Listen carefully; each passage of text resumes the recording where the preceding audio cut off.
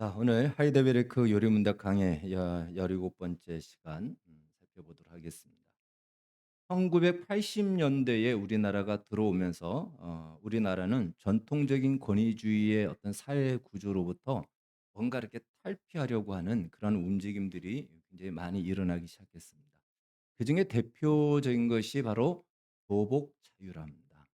교복 자유화. 제가 중학교 들어갈 때 그때 그 교복 자유화가 이루어졌습니다. 교복 자유화 그 당시만 해도 정말 놀라운 일이었죠. 수십 년간 교복을 입었던 그때 교복 자유화가 이루어졌고 이러한 변화를 대변하듯 이 대중문화 속에서는 그 김현준, 민혜경 씨의 그 노래가 아주 파란을 일으켰죠. 바로 내 인생은 나의 것이라는 이 대중가요가 어마어마한 선풍적인 인기를 끌었습니다. 노래 가사를 보면 당시의 분위기가 어떠했는지 아마 알 수 있습니다. 1 절만 가져왔는데요. 노래가 참 길죠. 예 1 절이에요. 예. "내 인생은 나의 것, 내 인생은 나의 것. 그냥 나에게 맡겨 주세요." 아마 어떤 분들은 벌써 음이 생각나는 분들도 있을 겁니다. 나는 모든 것 책임질 수 있어요. 사랑하는 부모님, 부모님은 나에게 너무도 많은 것을 원하셨어요. 때로는 감당하기 어려웠지만 따라했었지요. 가지 말라는 것은 가지 않았고 하지 말라는 일은 삼갔기에 언제나 나는 얌전하다고 칭찬받는 아이였죠. 그것이 기쁘셨나요? 하초처럼 기르시면서 부모님의 뜻대로 된다고 생각하셨나요? 그러나 이젠 말하겠어요. 부모님은 사랑을 다 주셨지만 나는 아직도 아쉬워하는데 이렇게 그늘진 나의 마음을 그냥 버려두지 마세요. 내 인생은 나의 것, 내 인생은 나의 것. 그냥 나에게 맡겨주세요. 나는 모든 것 책임질 수 있어요. 이 당시에 이렇게 썼고요. 제가 또 이게 찾아보니까 90년도에 들어와서 어떤 친구가 젊은 애가 또 이 내 인생은 나의 것이라는 것을 별도로 했는데 그 가사들이 의미는 같지만 가사들이 다르더라고요. 그래서 시대가 다르면서 그것이 참 바뀌어지는 것을 보면 알게 됩니다. 이 노래 가사의 심정은 아마 우리 청소년들은 지금 100% 아마 공감이 될 거예요. 예. 이건 시대를 넘어서 똑같은 심정을 아마 가지게 되는 그런 마음일 것입니다.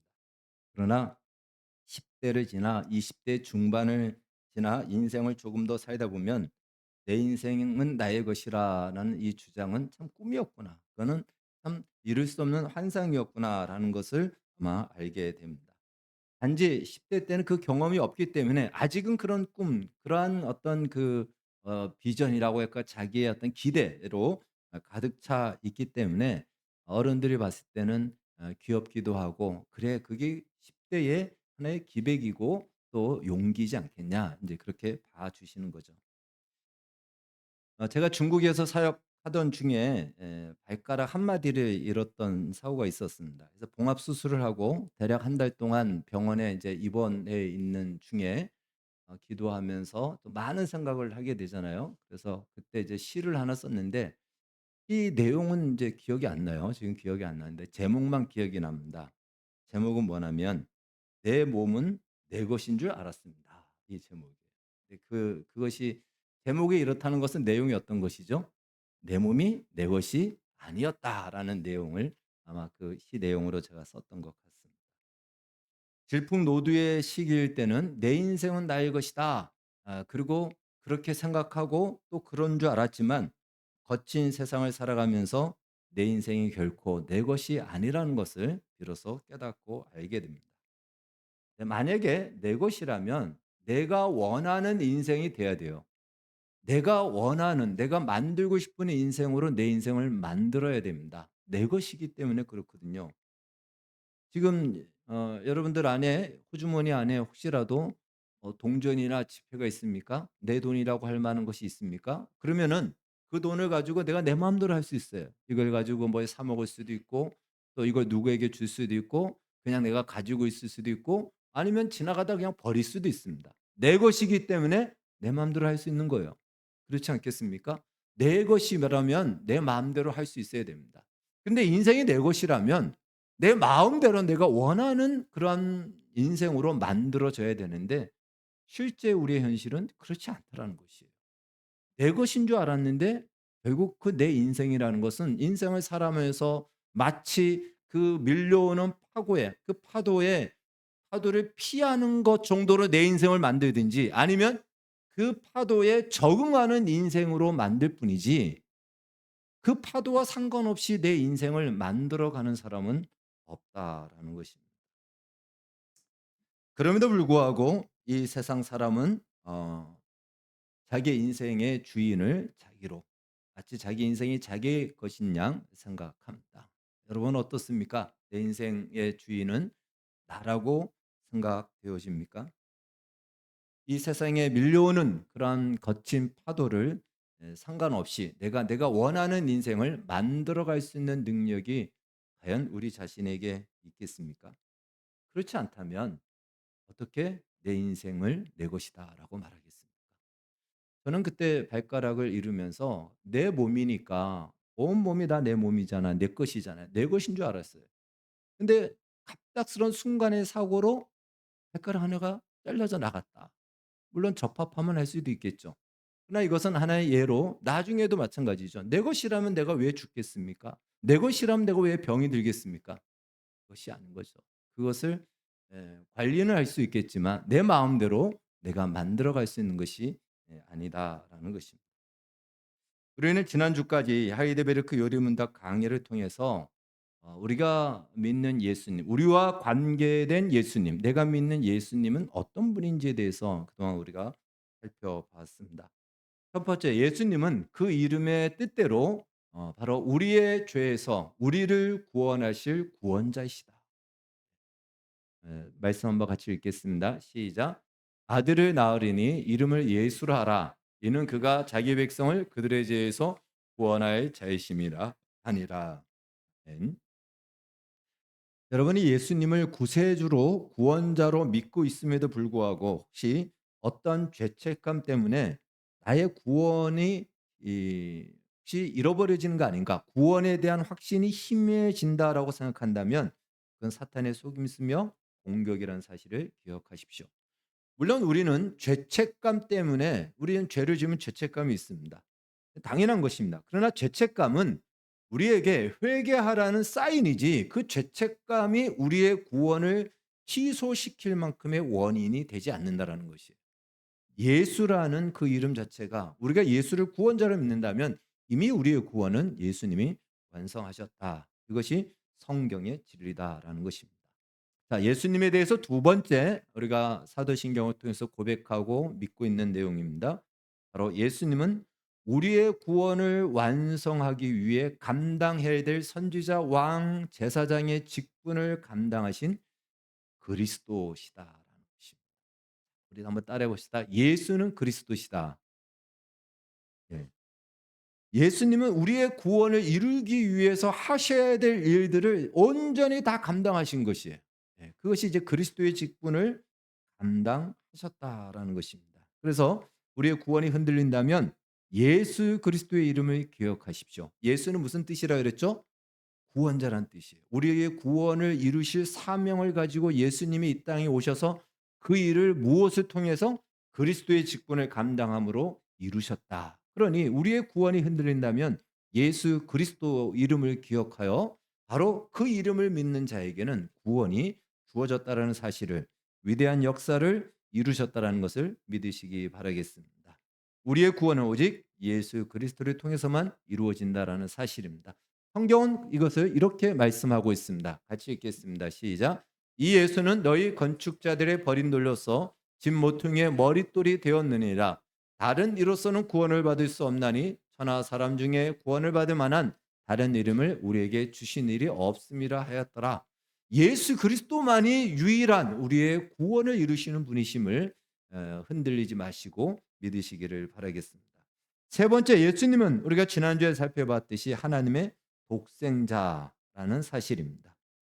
우리는 하나님의 자녀로 입양되어 양자가 되었지만 양자로서 우리는 하나님의 자녀이지만 예수님은 하나님의 독생자이시고 친아들이시다. 그것은 하나님의 아들이라는 그 표현은 신의 본질을 가지신 하나님이시다라는 것이고 바로 그분은 영원 전부터 존재하신 분이시다. 영원하신 하나님이시다라는 이 표현을 예수님은 하나님의 독생자라는 표현으로 우리가 고백하고 있습니다. 하나님께서는 피조물이며 본질상 진노의 자녀였던 우리를 하나님께서 부르셔서 입양하여 양자로 삼으시고 그냥 그 정도가 아니고 우리로 하여금 맏아들이신 예수 그리스도를 본받게 하여서 예수님이 누리는 영광의 자리로까지 우리를 부르시고 있다. 그래서 우리가 해야 될 자리, 우리가 이르러야 할 자리는 예수님의 영광스러운 그 자리가 우리의 목표라는 사실을 기억하시기를 바라겠습니다. 이제 오늘은 이제 예수님은 누구신가에 대한 마지막 네 번째 내용에 대해서 우리가 살펴보도록 하겠습니다. 오늘 하이데베르크 요르민다 34문은 이렇게 묻고 있습니다. 당신은 왜 그분을 우리 주라 부릅니까? 다 같이 읽겠습니다. 시작. 왜냐하면 그분이 금이나 운이 아니라 그의 보혈로서 우리의 몸과 영혼을 우리의 모든 죄로부터 구속하셨고 우리를 마귀의 모든 권세에서 해방하여 주의 것으로 삼으셨기 때문입니다. 아멘. 예. 자, 예수님은 우리의 구원자, 메시아, 하나님의 독생자이실 뿐 아니라 그분은 우리의 주님이시다라는 사실입니다. 그래서 오늘 우리가 읽은 사도행전 2장 36절은 이렇게 얘기하는 거죠. 그런즉 이스라엘 온 집은 확실할진 너희가 십자가에 못 박은 이 예수를 하나님이 주와 그리스도가 되게 하셨다. 그리스도는 우리가 그동안 배웠죠. 그런데 예수님은 그리스도만이 아니고 주님이 되게 하셨다라는 것이에요. 그분을 주님으로 하나님께서 삼으셨다라는 것입니다. 빌립보서에서도 동일하게 이 말씀을 합니다. 우리 말씀 길지만 암송하는 말씀이기도 합니다. 한번 읽겠습니다. 시작. 그는 근본 하나님의 본체시나 하나님과 동등됨을 취할 것으로 여기지 아니하시고 오히려 자기를 비어 종의 형체를 가지사 사람들과 같이 되셨고 사람의 모양으로 나타나사 자기를 낮추시고 죽기까지 복종하셨으니 곧 십자가에 죽으심이라. 이러므로 하나님이 그를 지극히 높여 모든 이름 위에 뛰어난 이름을 주사 하늘에 있는 자들과 땅에 있는 자들과 땅 아래에 있는 자들로 모든 무릎을 예수의 이름에 꿇게 하시고 모든 이불을 예수 그리스도를 주라 시인하여 하나님 아버지께 영광을 돌리게 하셨느니라. 아멘. 예수님을 주님이십니다. 예수님이 주이십니다라고 고백하고 믿고 살아가는 것이 하나님께 영광을 돌리는 것이다. 이렇게 말씀하고 있습니다. 성경은 분명하게 그렇게 선언하고 있죠. 우리를 구원하신 구세주뿐만 아니고 그분은 바로 우리 인생의 주인이 되신다라는 것입니다. 물론 여기서 주인, 주라는 이 개념은 좀 종과 주인의 우리가 알고 있는 일반적인 기본적인 개념 이것을 포함하고 있습니다. 우리가 종이 있고 주인이 있잖아요. 노예가 있고 주인이 있듯이 그런 관계라는 것을 기본적으로 포함하고 있습니다. 그러나 예수님이 주님이십니다라고 하는 것은 그 관계만이 포함되어 있는 것이 아니고 바로 그 말씀 안에는 예수님은 세상을 창조하신 창조주이십니다. 예수님은 세상의 역사를 주관하시는 주관자가 되시고 이 세상에 존재하는 만물의 주인이 되시고 소유자가 되시며 우리 인생의 생사화복을 통치하시고 주관하시는 실제적인 우리 주인이 되십니다. 예수님은 우리가 마땅히 순종해야 될 우리의 순종을 받으실 분이십니다. 이것이 바로 예수님은 주님이십니다라는 이 고백 안에 담겨져 있는 의미 있는 것입니다. 구약 성경에는 하나님의 이름을 우리가 여호와로 알고 있습니다. 여호와로 표기하고 있죠. 여호와란 이름은요. 하나님께서 처음으로 당신의 이름을 모세에게 알려줄 때 하나님 당신의 이름이 무엇입니까? 라고 모세가 물어봤을 때 하나님께서 출애굽기 3장 14절에서 나는 스스로 있는 자다라고 말씀하십니다.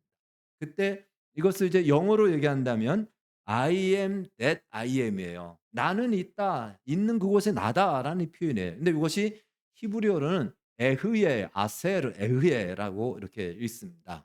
뭐 I am that I am처럼 똑같이 히브리어도 반복적이죠. 바로 여기서 이제 I am이 바로 에흐예라는 이러한 그 뜻이 되고요. 이것을 그분은 3인칭으로 얘기한다면 he가 되잖아요. he is 이렇게 되잖아요. he is.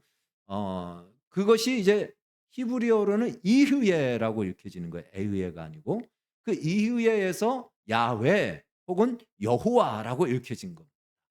우리가 여호와 하나님이라고 할 때 그 표현이 바로 저렇게 읽혀지는 거예요. 이흐예라는 말에서 여호와라는 말이 나온 것입니다. 자, 이 유대인들은요. 성경을 필사하다가 서기관들이 성경을 필사하다가 이 하나님의 이름이 나오면 이 이후에 이 여호와 야훼의 이름이 나오면 쓰던 붓을 버리고 새 붓을 가지고 그 이름을 씁니다. 그리고 이 붓을 또 버립니다. 하나님의 이름을 쓴 붓으로 다른 걸 쓰지를 않았다라는 거예요. 이걸 불경스럽게 여겼습니다. 그래서 그들은 하나님의 이름이 나오면은 자세를 바꾸고 무릎을 꿇고 이 붓을 바꿔서 이름을 자음으로 표기했어요. 자음으로 표기해서 그것이 이제 자음이 되는데 그 정확한 모음이 없으니까 그래서 이제 대략적으로 학자들이 생각해서 이흐예라고 저렇게 읽는 겁니다. 그게 여호와가 된 것이고 그런데 쓸 때는 그렇게 쓰는데 읽을 때는 이걸 읽어야 되거든요. 읽어야 되는데 불경스럽게 하나님의 이름을 입에다가 붙일 수가 없어서 이들이 쓰기는 이의라고 쓰면서 읽기를 어떻게 읽었냐면 아도나이라고 읽었습니다. 그러니까 글은 이의로 쓰고 이의로 읽어야 되는데 말해야 되는데 아도나이 이렇게 쓴 거예요. 왜 그러냐면 하나님의 이름을 차마 그 이름을 입에다가 올릴 수 없는 거예요. 그래서 그 하나님을 가장 잘 설명해 줄 수 있는 우리의 말이 무엇인가? 유대인들은 생각한 것이 바로 아도나이예요. 아도나이가 무엇이냐면 바로 이것이 주라는 뜻입니다. 주님이라는 뜻이에요. 그리고 이 아도나이라는 주님의 뜻을 신약 성경에 예수님에게 그대로 적용합니다. 그래서 신약 성경 헬라어에서는 주님이라는 뜻이 주라는 뜻이 주인이라는 뜻이 퀴리오스입니다. 퀴리오스. 허바더스라는 영화가 바로 이 퀴리우스에서 나오는 그 이거든요. 주여 어디로 가시나이까. 근데 이 퀴리오스를 아도나이를 똑같이 번역해서 퀴리오스로 씁니다. 그러니까 바로 예수님은 구약에서 말하는 누구시다? 여호와 하나님이시다. 이건 뭐 우리가 다니엘론이나 양트론을 얘기하는 것이 아니에요. 예수님은 하나님이시다. 예수님은 여호와 하나님이시다. 아도나이시다. 히리오스다라는 이 표현을 하고 있는 것입니다. 로마서 10장 9절은 우리의 구원이 아주 쉽게 이루어지는 것처럼 얘기합니다. 우리 한번 같이 읽겠습니다. 시작. 내가 만일 내 입으로 예수를 주로 시인하며 또 하나님께서 그를 죽은 자 가운데서 살리신 것을 내 마음에 믿으면 구원을 받으리라. 여기 그 마음으로 믿는 것은 여러분 우리가 모르잖아요. 눈에 안 보이잖아요. 그러니까 그냥 입으로 시인하면 되는 거예요. 어떤 말을 시인하면 되죠? "아 예수님이 주님이시다." 이렇게 말하면 구원을 받는다라는 거예요. 구원이 얼마나 쉽습니까? 이렇게 말한다면 세상 사람들은 이렇게 얘기하죠. "혹시 죽어서 천국과 지옥이 있다면 그때 큰일 나니까 믿져야 본전이니까 내가 죽어서 만약에 진짜 천국과 지옥이 있으면 천국에 가야 되지 않겠냐." 근데 기독교에서 예수를 주로 시인하면 천국 간다고 하니까 보험 드는 셈 치고 그렇게 얘기하자 해서 "예수님이 주님이십니다." 이렇게 하면 '나는 천국 가네.' 이렇게 쉽게 생각할 수가 있습니다. 물론 그렇게 쉽게 한다 해도 안 믿는 사람들이냐 그 말 죽어도 안 합니다. 할 수 없죠. 그런데 이 말씀은 그렇게 쉽게 예수님은 주님이십니다." 이렇게 말하면 '구원받고 천국 간다.' 이런 의미의 가벼운 말이 아니다라는 것입니다. 이 성경이 쓰여졌던 시대는 로마 제국 시대였습니다. 로마는요 종교의 자유가 있던 다신교 국가였습니다. 그래서 온갖 종교를 다 인정해 줬어요. 근데 한 가지 로마 황제가 퀴리오스 주인이시다라는 이것만 절대적으로 해야 되고 이것만 하고 난 뒤에 너희 마음대로 믿을 거 다 믿으라라고 허용을 해준 거. 그런데 여러분 다른 종교는요. 진리가 아니기 때문에 얼마든지 할 수 있는 거예요. 진리가 아니기 때문에 어차피 "황제가 주인입니다."라고 이렇게 얘기해도 아무런 꺼리낌도 없는 거예요. 다 해요. 근데 기독교인들은 그렇게 할 수 없어요. 왜 할 수 없을까요? 누가 주인이시죠? 예수 그리스도가 주인이시기 때문에 로마 황제를 향하여 "주인이다."라고 말할 수 없는 거예요. 그러니까 이 로마서에 쓰여졌던 이 표현은요. 그 시대에는 예수님이 주인이십니다. 로마 황제가 주인이 아니다라는 거예요. 그 고백을 하면 어떻게 될까요?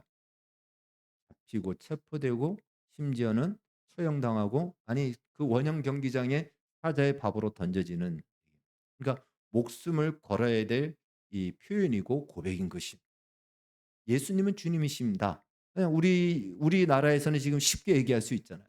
그러나 이 얘기를 어디서 쉽게 할 수 없습니까? 지금도 공산국가에서 이슬람 국가에서 이 말했다가는 어떻게 되죠? 죽을 수 있습니다. 공산국가에서는 죽어요. 처형을 당해요.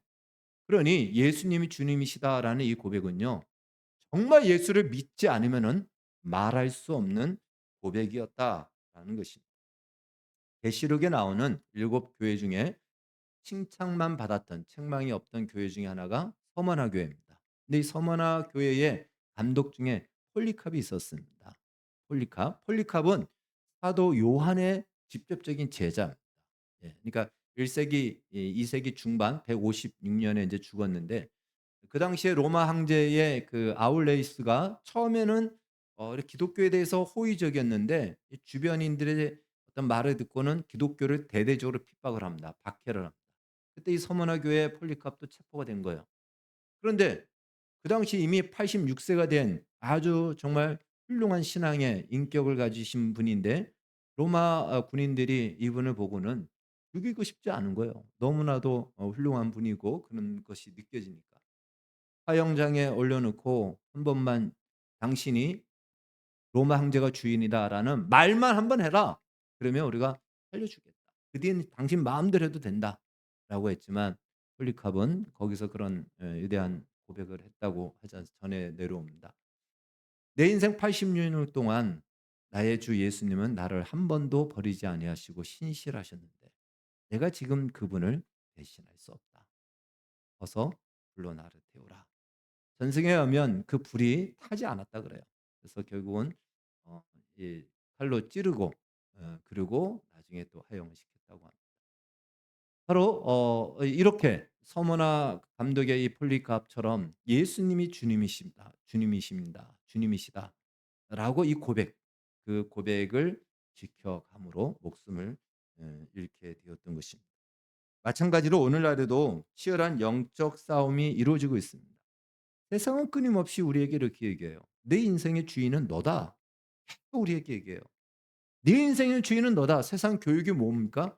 "네 인생의 주인은 너다."라고 계속 주입하잖아요. 네. 그러니까 "네가 책임져야 된다." 이렇게 얘기하죠. 그리고 "네 인생은 네 것이니까 너가 한 만큼 얻을 것이다."라고 해서 그렇게 어떤 압박도 주고 또 책임도 줍니다. 우리는 그 유혹 속에서 내 인생이 내가 주인이 아니고 예수 그리스도가 주인이다라는 이 믿음의 싸움을 끊임없이 싸우고 있는 것이에요. 우리 신앙생활이란 바로 그겁니다. 어느 날은 내가 내 인생의 주인이고 또 돈이 내 인생의 주인이고 권력이 내 인생의 주인이고 명예가 내 인생의 주인이라서 그냥 양심과 도덕을 버리고 이 명예와 권력이 요구하는 대로 그냥 살아가는 사람들이 많죠. 이 어떤 기본적인 가치를 다 버리고 그 종으로 살아가잖아요. 혹은 나의 욕망을 쫓아서 내가 하고 싶은 거 그것이 마치 내 인생이 내 것인 것처럼 그렇게 살아가잖아요. 이 싸움에서 "아니야. 예수님이 내 인생의 주인이야. 예수님이 내 인생의 주인이야." 그러면은 뭐라 그러죠? "왜 내가 예수님의 종으로 살아야 돼?" 이 싸움을 우리는 지금도 하고 있는 겁니다. 이 치열한 영적 싸움을 하고 있는 여러분들 지지 않으시기를 바라겠습니다. 예수님은 이렇게 로마서 14장 그 7 절에서 이렇게 말씀하고 있습니다. 우리 한번 같이 읽겠습니다. 시작. "우리가 살아도 주를 위하여 살고 죽어도 주를 위하여 죽나니 그러므로 사나 죽으나 우리가 주의 것이로다. 이를 위하여 그리스도께서 죽으셨다가 다시 살아나셨으니 곧 죽은 자와 산 자의 주가 되려 하심이라." 아멘. 예수님께서 우리의 주님이 되시고자 십자가에서 죽으시고 예수님이 우리 주님이 되시고자 그렇게 하셨다라는 것입니다. 여기서 주가 되신다는 것은 앞서 우리가 살펴봤듯이 종과 주인의 기본적인 개념을 포함한다 그랬어요. 자, 종과 주인의 개념에서는 어떤 의미가 있냐면은 종의 모든 필요를 주인이 공급. 예수님이 우리의 주인이 되고 싶었다. 주가 되시고자 하셨다라는 것은 우리의 모든 필요를 공급하는 공급자가 되겠다는 것입니다. 뿐만 아니라 예수님은 이 세상을 우리가 살아가면서 우리 인생 속에서 펼쳐지는 모든 역사의 주관자가 되어서 하나님의 뜻대로 세상과 나를 붙잡고 목적지까지 우리를 끌고 가고 책임지시겠다. 이것이 예수님이 우리의 주님이 주가 되시고자 했던 이유라는 것입니다. 구약 성경에 이 여호와 하나님이 어떤 분인지에 대해서 잘 설명해 주는 성경 구절 하나가 있습니다. 이사야서 41장 4절인데 같이 읽겠습니다. 시작. 이 일을 누가 행하였느냐? 누가 이루었느냐? 누가 태초부터 만대를 명정하였느냐? 나 여호와라. 태초에도 나요. 나중에 있을 자에게도 내가 곧 그니라. 구약에서 아도나이, 구약에서 여호와가 뭐라고 말씀하셨냐면 이렇게 얘기해요. 태초부터 만대를 명정하였노라. 누가 명정했는데 내가 했다 이거예요. 여러분 만대라는 것은요. 1세대, 2세대, 3세대에서 만세대까지를 얘기하는 거예요. 이스라엘은 보통 1세대를 30년을 얘기합니다. 만세대면 30만 년을 얘기하는 거예요. 30만 년의 그 역사를 명정이라는 것은 불러서 정했다라는 뜻입니다. 30만 년의 그 역사의 모든 시간을 여호와 하나님께서 그 앞에 세우셔서 그 30만 년의 역사의 모든 것을 어떤 일이 그 역사 속에 일어나야 될지를 정하시고 그것을 다 불러서 계획하시고 진행하신다. 누가 그렇게 하신다? 바로 구약의 여호와 아도나이가 주님이 그렇게 하신다라는 것입니다. 바로 그 주인 예수님이 바로 그 주인이 되신다. 우리에게 있어서 그런 주인이 되시겠다라는 것입니다. 또한 예수님이 친히 보여주신 이 부활의 소망. 그래서 우리도 역시 이 부활의 소망을 가지고 있잖아요. 우리에게 준 약속입니다. 우리는 그 약속을 소망으로 붙잡고 힘들지만 믿음을 지키는 겁니다. 그런데 예수님이 주인이 되셔서 그 약속된 그 소망, 부활의 역사를 우리에게 이루어 주시기 위해서 바로 우리의 주인이 되신다. 따라서 우리는 이 예수님이 나의 주님입니다라고 이렇게 고백할 때 우리가 몇 가지를 좀 생각해야 돼요. 첫 번째는 바로 예수님은 창조주십니다. 세상을 창조하셨습니다. 그리고 이 세상에 존재하는 모든 것 그것을 우리가 만유라고 얘기합니다. 만유의 주인이 되십니다. 그리고 역사의 통치자가 주관자가 되십니다. 내 인생에 살아가는 모든 것들을 채우시고 책임지십니다. 뿐만 아니라 그분은 내가 순종해야 될 유일한 대상입니다. 그거예요. 내 삶을 정의짓고 규정짓고 판단해 줄 최종적인 가치와 평가를 내려줄 최고의 권위이십니다. 그래서 우리는 그분 앞에 순종하고 그분은 우리의 순종을 통해서 우리의 주인 되심을 기뻐하십니다. 이것이 바로 예수님을 우리가 주인으로 고백하는 것이다. 사랑하는 여러분, 우리는 그 어떤 것도 스스로 책임질 수 있는 것들이 사실은 별로 없습니다. 내 인생 주인은 나 자신이다라고 하는 사람은 앞서 말씀드렸듯이 기껏해야 인생의 파고 속에서 그걸 피하는 것으로 자기 인생을 살아가는 것이고 아니면 그 파고를 적응하며 살아가는 것으로 자기 인생을 살 뿐입니다. 그것과 상관없는 내가 원하는 인생을 만들어내는 사람은 없습니다. 또 세상 사람들 중에 어느 길이 인생이 마땅히 가야 될 길인지 아는 사람이 있습니까? 없습니다. 누가 우리 인생을 판단하고 평가하고 평가의 기준이 무엇인지라고 말할 수 있는 사람이 있습니까? 없습니다. 각자가 정한 각자의 기준일 뿐입니다. 그러나 모든 사람이 똑같은 인생을 살았을 때 그 인생의 방향이 있고 평가의 기준이 있다라는 것이에요. 그래서 이걸 모르고 살아가는 사람은 마치 그 풍랑이는 파도 바다 위에서 열심히 노를 젓지만 그러나 항상 그 파도 속에 제자리를 빙빙빙빙 돌 뿐이다라는 것입니다. 예수 그리스도를 주님으로 섬기는 자들 바로 예수님이 주가 되신 그러한 백성들은 우리는 어디로 가야 되는지 알아요. 우리를 하나님이 어디로 부르신지를 압니다. 우리가 지금 당장 그렇게 합당한 모습으로는 살지 못하지만 내가 가야 될 목적지, 나를 부르신 방향이 어딘지를 우리는 알고 있고 그리로 나가도록 예수님께서는 우리의 주님이 되셔서 도우시고 일으키시고 채찍도 하시면서 격려하시고 용기를 주시고 믿음을 주심. 그래서 마침내 그 부르신 영광스러운 자리에 이르도록 그 일을 위해서 예수님이 친히 무엇이 되셨다? 십자가에 죽으시고 부활하셔서 우리의 주가 되셨다라고 말씀하고 있습니다. 자, 그래서 요한일서 5장 18절은 이렇게 약속합니다. 예. 한번 같이 읽겠습니다. 가로도 한번 같이 읽겠습니다. 시작. 하나님께로부터 나신 자 예수님이 그를 우리를 지키심에 악한 자 마귀가 그를 우리를 만지지도 못하는 예수님이 우리의 주가 되시기에 이 놀라운 약속을 이루시는 능력으로 우리를 지금도 붙들고 있다라는 것입니다.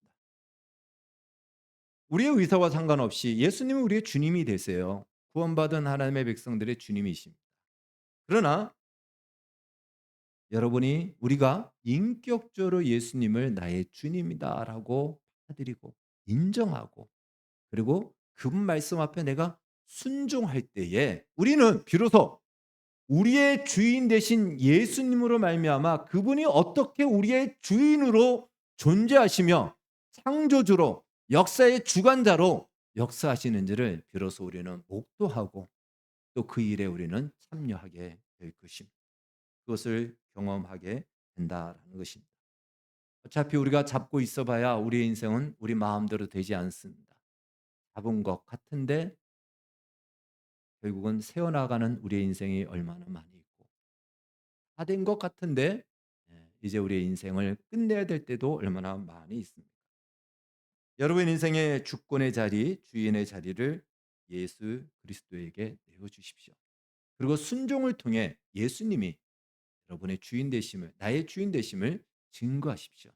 그렇다면 우리의 주님이 되시고자 십자가에서 죽으시고 부활하신 그 능력으로 예수님은 우리의 인생 속에서 당신이 주인이 되시는 삶이 어떠한 것인지 얼마나 놀라운 풍성함과 또한 정말 흥미진진한 인생으로 우리를 채워가시는지 우리에게 알게 하시고 경험하게 하시고 보게 하실 것입니다.